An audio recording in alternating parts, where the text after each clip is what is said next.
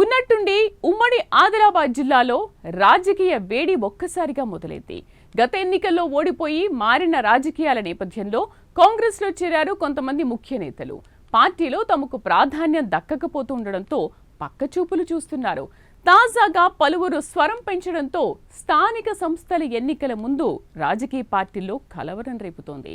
ఇంతకీ ఎవరా నేతలు? ఈ స్టోరీలో చూద్దాం.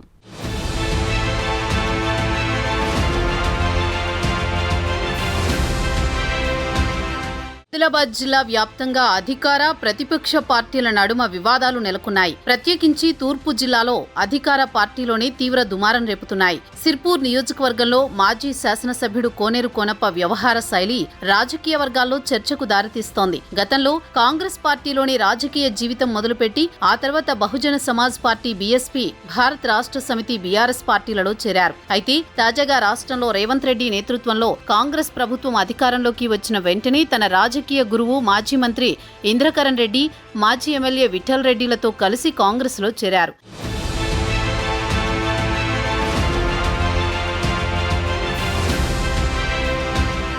కోనేరు కోనప్ప పార్టీలో చేరినప్పటి నుంచి అధికార పార్టీపై ఆగ్రహంతోనే ఉన్నారు. ఎమ్మెల్సీ దండే విఠల్కు పార్టీ ప్రాధాన్యమిస్తున్నారు. దీంతో ఆయనకు కనీసం సమాచారం ఇవ్వకపోవడం, మంత్రుల పర్యటనలు కూడా పిలవకపోవడం జీర్ణించుకోలేకపోతున్నారు. ఈ క్రమంలోనే ఆయన కాంగ్రెస్ పార్టీపై తీవ్ర ఆగ్రహం వ్యక్తం చేస్తూ తాజాగా తాను త్వరలోనే వేరే పార్టీలో చేరుతున్నట్టు ప్రకటించారు.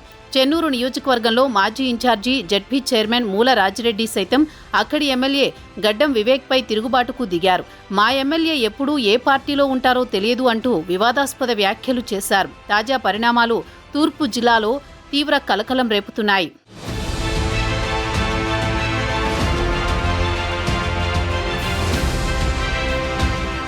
ఉమ్మడి ఆదిలాబాద్ జిల్లాలో పలువురు ముఖ్య నేతలు గులాబీ పార్టీలో చేరేందుకు సన్నాహాలు చేస్తున్నట్లు తెలిసింది. కోనేరు కోనప్ప ఇప్పటికే ఆ పార్టీ అధిష్టానానికి గ్రీన్ సిగ్నల్ ఇచ్చినట్టు సమాచారం. నిర్మల్ జిల్లాకు చెందిన ఇద్దరు సీనియర్ నేతలు సైతం ఆ పార్టీ వైపు అడుగులు వేస్తున్నట్లు తెలుస్తోంది. మరి దీనికి అధికార పార్టీ కాంగ్రెస్ అడ్డుకట్ట వేస్తుందా? నేతలను సమన్వయం చేస్తారో లేదో వేచి చూడాల్సిందే.